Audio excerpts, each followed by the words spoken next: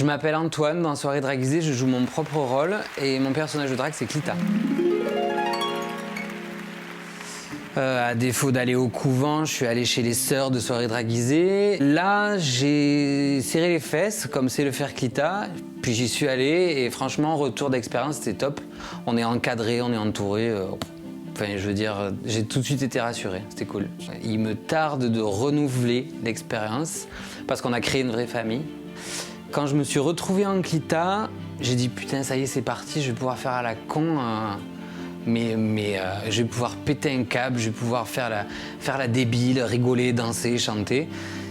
Dans ce personnage, c'est le principe du costume, dès qu'on met des gants et une perruque, on n'est plus soi-même.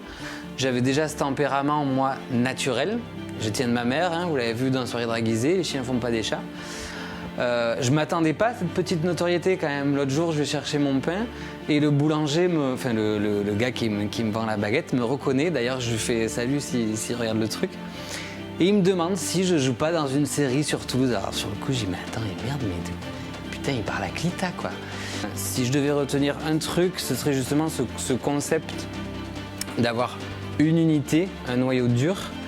Et de cette unité, on grandit, on partage, on découvre et on est tout le temps dans la générosité et pas dans le jugement ou dans la sélection comme on le voit partout finalement. À mon avis, les autres se plantent pas.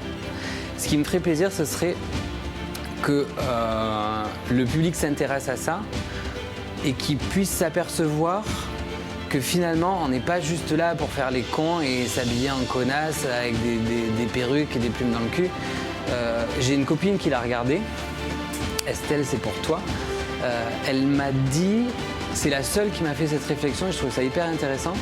Elle m'a dit, c'est marrant parce que Soirée Draguisée, c'est entre le documentaire et la fiction.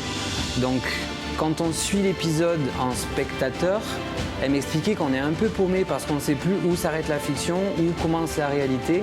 Le message qui passe, il va au-delà de ce qu'on veut communiquer. Et ça, je pense par contre que c'est l'œil de la caméra et du réalisateur.